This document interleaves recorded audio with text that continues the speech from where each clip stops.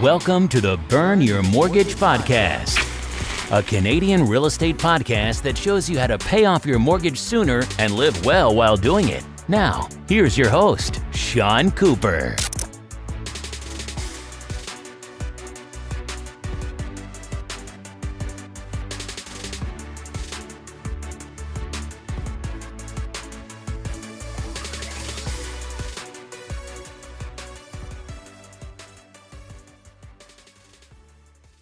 Welcome to the Burn Your Mortgage Podcast. I'm Sean Cooper, and it's great to be back for another episode. On today's show, I'll be talking to Dan Vizmanos. Dan is a personal finance enthusiast and a blogger on Medium. He's into books, finance, self-improvement, and motivation. He's mortgage-free in the GTA at the age of 27, no easy feat. Dan's the founder of Money Curriculum, a YouTube channel dedicated to teaching the concepts that should be taught in high schools. Dan posted an excellent review of my book that you'll want to check out. In my interview with Dan, we discussed the key steps he took to be mortgage-free, the deeper motivating factors that kept him on track with his goal, and Dan's advice for others who would like to follow in his footsteps. Without further ado, here's my interview with Dan Vizmanos. Hi, Dan. How are you doing today? I'm doing well, Sean. How are you? Pretty good, thanks. So can you tell me about yourself and what inspired you to go on this real estate journey? Sean, first of all, I wanted to say I'm a huge fan of your work, and it's an absolute pleasure to be on your podcast today. I am a registered nurse by trade, and 15 years ago, I immigrated here to Canada with a family of 4, my parents and my brother. We used to live in a 500 square foot basement apartment in Vaughan, Ontario. And fast forward 5 years, I graduated from nursing school at Ryerson University with $26,000 in student loans and credit card bills. That brings us to this year, today, 2019, where tomorrow I will be paying for my condominium in full, alongside with my wife, of course. And, all that, having zero educational background and finance, neither did my whole family. And as far as inspiration was concerned, it really came out of desperation in my case. When I looked at the numbers coming out of university, something didn't feel right. I had $23,000 in student loans and 2 maxed out credit cards at $1,500 each. It was late 2014 when I ran to a news bit of you on YouTube that was going viral. And the part where they revealed that you were living in the basement and renting the upstairs made me realize how genius that was. And from that day, you've absolutely motivated me to be creative with coming up with a lump sum of my own towards a property. And that brings us to today. So yeah, I'm essentially a byproduct of 2 very frugal immigrant parents, and also being deeply indoctrinated by your book, How to Burn Your Mortgage. It's a dream today, really, to do a podcast with you. I've been a big fan, actually. Thank you. I really appreciate that. That's great to interview you and hear your story, and to hear somebody that essentially had all this debt and was able to turn it around in only a few years is really remarkable. So I'm excited to interview you as well. So why don't we jump right into it? What were the key steps for you in being mortgage free as of tomorrow? Being mortgage-free at this stage of my life really included plenty of luck and help, but it also required a lot of consistency when it came to managing my expenses. I managed to at least save half of my money towards the mortgage or other debt payments. And I know a lot of personal finance experts are big on budgeting, but through the past few years, I didn't really keep a checklist. For me, I would do monthly audits. Let's say I would make $5,000 in a month. I have to make sure that after all the bills are paid, there's $2,500 sitting in my savings. I would adjust any surplus or deficit in the next month. And one thing that made this all easy was I did maximize my savings during the time when I was still living with my parents with subsidized rent. And I know you pointed that out in your book, Knocking on Mom and Dad Bank. So without their help and housing me, I pretty much would be struggling a little bit harder to come up with this payment. And of course, another person that helped me is that I'm married to a super financially savvy person, someone who's pretty much kept me on track through the whole time. And luckily for me, paid for the other half of the mortgage, which of of course, helps me out a lot as well. It's almost a shame that she can't be on the podcast today. But probably the most important key factor that's, I think, will separate those from people who pay their mortgages off sooner than later is buying something within their needs that they can afford. Like I had written my blog in Medium, I could have looked at properties upwards of $600,000. And if I had gone through with buying a property bigger than that, as big as that, we probably wouldn't be having this conversation. And in no way would I be able to pay for that as well. So, I have very profound memory when we were buying this condominium. They would ask me if I wanted to be on a higher floor. Do I want a second bedroom? Do I want furniture upgrades? Terms and changes where if we had said yes would hamper our ability to pay off our mortgage now. And I think that's a big problem with a lot of the people buying properties today. There's the idea of why not? It's going to go to the mortgage anyways. There's almost a disconnect to the purchase of the place to actually paying for the place. And having to come up with every loose change to pay for this condo, made us realize that $5,000 for having a property 5 floors higher is actually coming from your own pocket and your own paycheck. Another hidden benefit for buying a smaller place, and you had mentioned in your book, is pay smaller property tax, smaller maintenance fees, smaller hydro and electric bill. And another thing to add to that is that we had to pay less for furniture since we didn't have to buy as much as well. Another thing that adds on to my luckiness is that on the technical side is that this property was a pre-construction. So we had locked in the price in early 2016. And during that time, we did manage to build a good amount of equity as well. But if we were to buy this unit at current market levels, we would probably not have been able to pay for it. So yeah, John, I think a lot of things had to line up for us to really make this move.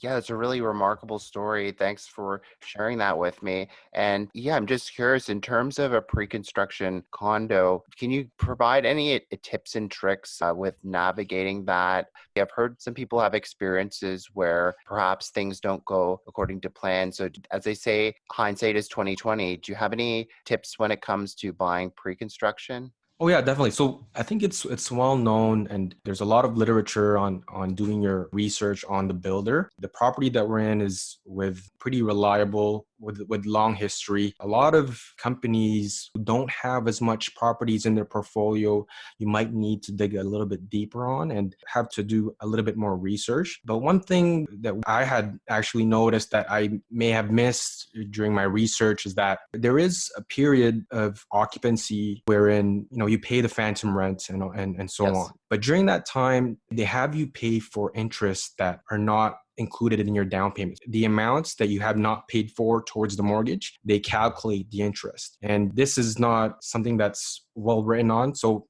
for the balance owing for our property, which was around 200,000 or so, we were paying 3.59% for the 6 months that we had occupancy. And we had this cash lying around, and we didn't really have any instrument that could make better than 3.59. So it would have made sense for us to actually place the bigger down payment towards the condominium at that time. That's something that a lot of people can take advantage of. If you do have excess funds during occupancy, you would want to actually give that to your builder just so that you're not accruing interest on the balance owing towards your mortgage. So that's one thing I picked up. That part's very, very unique because I didn't really hear much about it or read much about it. I've done quite a bit of reading. That's something that hit me just coming closing time, actually. Wow. And I'm just curious, in terms of buying a new property, I'm sure there was pressure in terms of all the upgrades. So how did you keep that under control without letting your budget go way over? Because as you mentioned, you could have bought on a different floor, but you decided against it. But in terms of the upgrades, I heard that's so tough with some people. They end up spending way more on that than they intended to. So how did you kind of manage that? The upgrades for me were not really a challenge. A lot of what they offered were really more for aesthetic or just having a bigger sink. In terms of weighing the costs towards the functionality, it didn't really make sense to me. So to me, at least, Sean, it wasn't as hard of a decision. But my parents, when they bought their own property as well at another place, they went for the upgrades. And the difference that I see between their unit to ours is very minimal. So I don't regret that decision at all. Yeah, definitely that could have easily added thousands or tens of thousands of dollars on the In purchase our price, I case, imagine. a small $3,500 to $5,000 difference. Thanks for sharing all that insight. Following up on that, can you share some of the sacrifices that you've made during this process? Yeah, it's funny that you mentioned that, Sean, because I really feel like I haven't made much sacrifices at all. Through our first 4 years of saving, me and my wife had actually been able to travel at least once a year for vacation. And just to give everyone an idea, we are both nurses as well. But there are some small things that we save on, like not having cable, having very modest phones and phone plans. But for the most part, it always comes back to the theme of just buying what we need. One area that I excel at naturally due to the lack of interest in fashion is that I never buy clothes or shoes. And, I'm literally wearing a sweater at this moment from grade 11. And it's one thing that I get made fun of a lot. I get affected by it really differently. I'm sure others would get offended at the amount of criticism I've received from my fashion, but that's one thing that I'm really good at. But, most of the new things that I wear have mostly been gifted to me. To be honest, I never really felt deprived at all by any means. I would even go out to eat to restaurants every now and then. But again, there's a difference between your mom and pop joint to an Oliver Bonaccini restaurant. In those aspects, we do still have our limits. So would you say that you value more experience rather than stuff? Would that be a fair comment? That comment would be pretty much spot on. You can really take experiences to your grave and have last and really establish bonds with people that matter to you. The new Versace shirt can only last you so long, I think. I totally agree with that statement. That's very well put. And of course, you only have limited financial resources. So if you prioritize stuff like paying down your mortgage early and fitting in an annual trip, then you can certainly make that happen as long as you keep all the other spending and other aspects of your life in line. I think we achieved a pretty good balance through the last 5 years of saving, especially just because I am with a discount master in my wife. That definitely helps. She finds all the deals and all the discounts, but the experiences do still need to be within your limits. We can't go to the Bahamas every 6 months. Did you have any setbacks on the journey to paying off the property? Yes, absolutely. And I think this is going to be a part that's really important because my mortgage-free path was as bumpy as it gets. And looking back the past few years, I probably could have saved an additional $20,000 to $30,000 if I was a little bit more careful and less impulsive. You'd probably be really disappointed to hear, Sean, but before my first paycheck, so before I even got paid on my first job, I actually got myself a brand new car. And without that big of a cash guzzler, I may have easily have saved 70 to 75% of my income. It was a 2013 Civic. It was a base model. And although I didn't get a Mercedes, it flushed more money than I imagined. That's lesson number one. Cars, you can't get around the expenses. It will hurt your savings. You want to be as creative as possible if you really need that means of transportation. The second lesson, which was a lot more stressful, believe it or not, was early in my investing career, I had no sense of risk management or really knew investing at all. And at one point, I was in the red for at least $25,000 after putting my money in low cap volatile stocks. And it was really the wild, wild west back in my first couple of years of earning money. Being young, I felt like I could take a little bit of risk. And obviously at that time, it was a little bit too much. But in the end, with a lot of luck, after 3 years, I ended up losing only around $3,000 on that crazy ride. But I think the most important part of all that is that it demonstrates that, you don't need to be any sort of genius to pay off your mortgage. I probably had made more financial mistakes than most people, but what kept me going really was my consistency and my savings through the years. And, everyone's journey is a little different. And if I made it through those bumps, I think a lot of people can be mortgage free if they followed some of your principles. I think it's important to mention that I didn't read your book yet before I made those mistakes. So it was a steep learning curve after those two events. So it wasn't perfect at all. I'd say I did maybe 40% of the things that you did to your path to being mortgage free. Well, I certainly think that, you have to have some fun along the way. So I'm glad to hear that you had more balance in your life. So nobody's perfect. And I'm not perfect either, but you Yeah, have a paid off house, so I think you're doing pretty darn well. yeah, and that was one point that I wanted to see as well. I didn't really catch it from all the news bits, but did you run into any bumps yourselves before paying for your house? Yeah, and then I was actually going to ask you a question on this as well. So that's great that you brought up that point. I had some rather expensive and unanticipated home repairs that I had to get done. And I have written a blog post or two on them in the past. But what essentially happened, it was like kind of a freeze and thaw. And because of that, my basement kitchen ended up getting flooded, and the retaining wall and walkout from my basement ended up kind of heaving up because of the whole freeze and thaw. And I had to basically get like over $20,000 worth of renovations done to my property that I wasn't really anticipating. I mean, I thought it Mm-hmm. would be a few $1,000s, but then one thing led to another, and I had to get a sump pump installed, and I didn't want to cut any corners. But yeah, I ended up spending thousands of dollars on that. And then my furnace broke down a couple times, and that cost a few $1,000s. So yeah, I definitely had some bumps along the way. I guess these weren't really things that I chose to do. It just kind of happened, and it's Mm-hmm. just kind of some of the joys of being a homeowner. But I was just curious on your end there. Living in a condo, you don't really have to worry about your roof being damaged the way that it happened to me last year on a couple occasions because of windstorm. But in terms of home repairs and maintenance, like, were there any home repairs that you didn't anticipate that ended up costing you a lot of money over the years that you've owned your condo?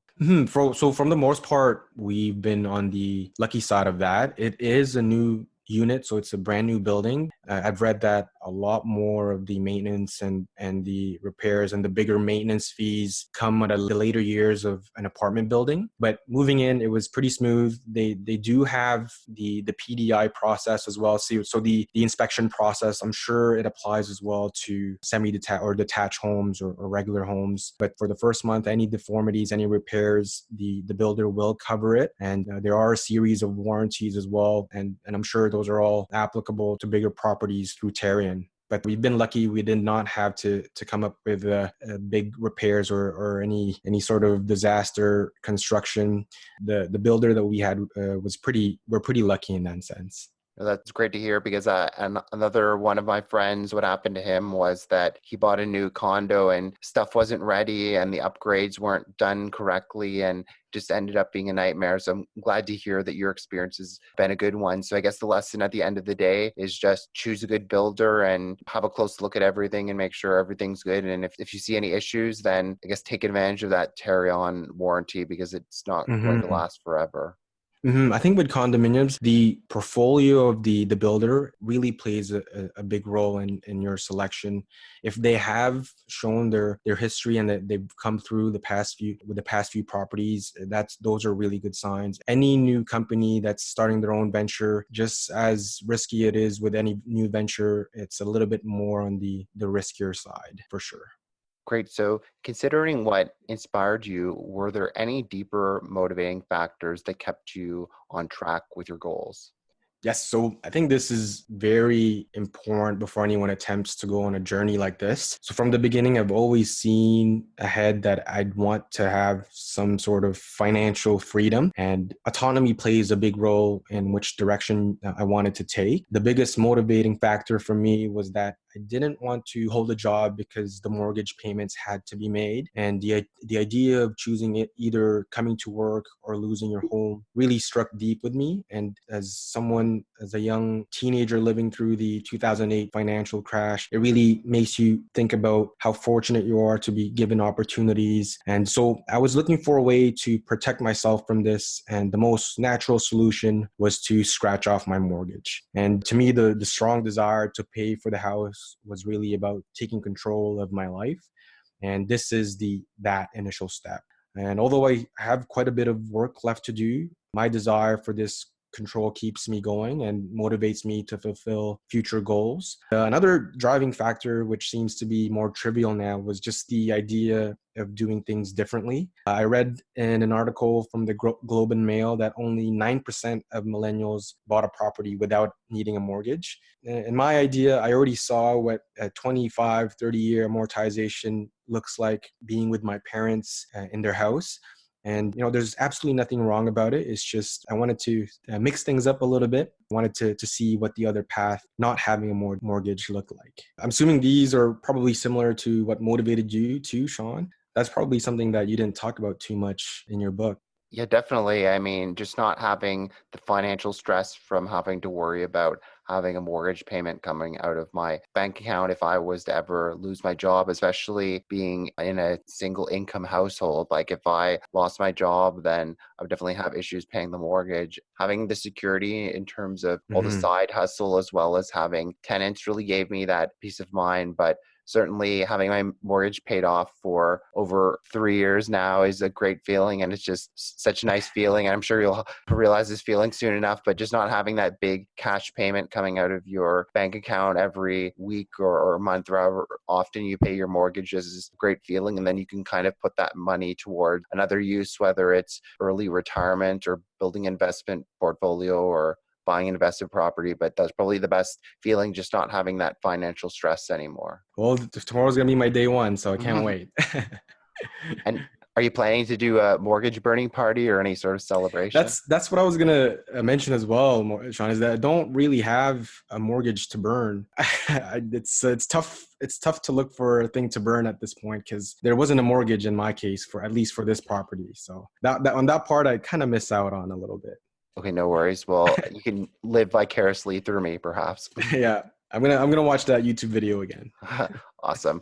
Well, what advice would you give to your fellow millennials as well as first-time home buyers who share the same goals as you? I also wanted to stress down on one point that you had mentioned in your book. So I think every millennial out there needs to audit what they truly need. A lot of people believe that they need a house because a condo is too small. People need to buy video games and buy new shoes because they just have to. Even up to today, a lot of people question me purchasing this property. It's too small to raise a family. What will I do if I have a kid? And to be honest, Sean, if I had a kid, he'd do just as well here in this small apartment than he will in a 4-bedroom house. And I really believe this. And the idea of space is relative. I'm living in an apartment even bigger than the basement apartment that I lived with my family 15 years ago. And we all turned out okay. And I think millennials need to challenge what they need. Do you really need that 5 gigabytes of data? Do you really need a Spotify membership? Do you really need an iPhone X? And the true answer to all of those, or at least for the majority of millennials, is no. And they will live the next day without those. They will live the next day without half the things that they're purchasing at this point. So that really is my suggestion. What do you need to survive, and start from there? Problems with credit cards and line of credits all stem from this, trying to pay for a lifestyle that they don't really need. And another really, I think, practical suggestion that I can give is, surround yourself with like-minded people. I did this indirectly by searching for stories on the internet about financial freedom and being mortgage-free. It's led me to people like you, Money Mustache, and the couple from Millennial Revolution. In a sense, you guys became my role model. I'd find now as well, talking to some of my friends, that I influence them to think about their finances and the big decisions that they're about to make. So, the people around you will really help you out if you choose to go on this journey. And, the closer you are to the source, the easier it is to emulate their results as well. Yeah, that's what the millennials need to do.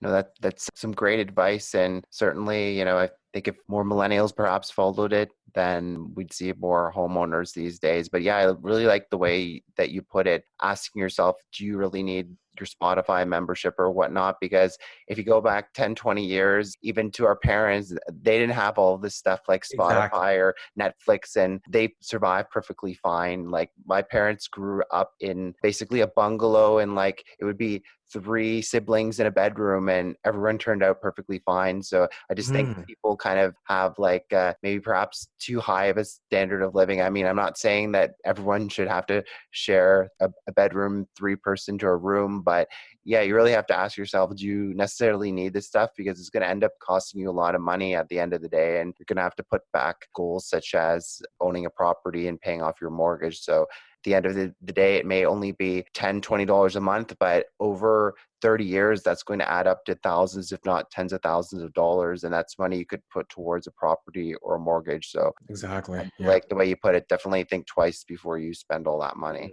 And I'm sure you could come up with a longer list than I do. The phone plans and the shoes, those are just a few things. You've really gone through head to toe in terms of where you can cut down. And you're one of the bigger experts on that field for sure. I try my best. Great. So now that you're mortgage free as of tomorrow, what's next for you, Dan? To me, the next step, Sean, is to really come a little bit closer to diversifying my income. So, trying to look for other ways to supplement just to give myself a little bit more peace of mind. But apart from, pursuing financial freedom, which, I think I pretty much am on course to do, I would really want to be part of the community that's helping and teaching people to be a little bit more financially sensible. And, that's an area where I think I can grow. That's why I'm writing the blogs. And it's something that really attracts me as well. I'm around a lot of people that, just are going blindly in terms of what their next step is, what their goals are. They just haven't really been exposed to the right material. And, there is a void out there. It's hard to vie for, especially millennials' attention these days. I hope to somewhat be part of that and grab their attention and tell them that think about your Spotify membership twice kind of thing. And I'd love to educate people somehow at some point in the future. Definitely, because I listen to music for free on YouTube and never paid Exactly. a cent for iTunes or any of that other stuff, and I'm perfectly happy. So I'm totally there on the same page as you. I'm totally on the same page. Google Mini plays free music for us. They don't have to pay for Spotify. Yeah. Great. Well, Dan, it's been wonderful having you on the show today. Before I let you go, is there anything of interest that you're working on that you'd like to share with our listeners? Yeah, so I do just have a small, and I'm starting off my blog on Medium. You can search my name, Dan Vizmanos. And I also have a YouTube channel with a couple of book summaries that just pretty much goes through a few of the pieces of literature that I've read before and kind of bringing up the most important points. So that's Money Curriculum on YouTube. It's really more educational. I don't plan to finance myself through those. Go ahead and watch it if any of you are interested. Thanks for having me, Sean. This is absolute pleasure. Dream come true. I hope you enjoyed my podcast with Dan. I recorded the podcast episode back in February. I just wanted to provide you with a quick update. Since then, I had the honor of helping Dan set up a home equity line of credit on his property. Dan's story is quite motivating. I look forward to staying in touch with Dan and helping many others with their mortgages. Thanks for listening to another episode of the Burn Your Mortgage podcast. Besides being a podcast host, I'm also an independent mortgage broker. If you or anyone you know, family, friends, coworkers, or neighbors could ever use any unbiased mortgage advice or a second opinion, feel free to reach out. Email me at Sean, that's SEAN, at burnyourmortgage.ca, or call or text me at 647-867-3711 for a free mortgage consultation. Also, be sure to head on over to www.burnyourmortgage.ca and sign up for my free weekly newsletter. As a small token of my appreciation, you'll be able to download my ultimate mortgage checklist on choosing the perfect mortgage. I look forward to hearing from you and helping you with all your mortgage needs. Once again, thanks for listening. You've been listening to the Burn Your Mortgage podcast. Don't forget to subscribe on iTunes and leave a rating. Until next time, happy mortgage burning.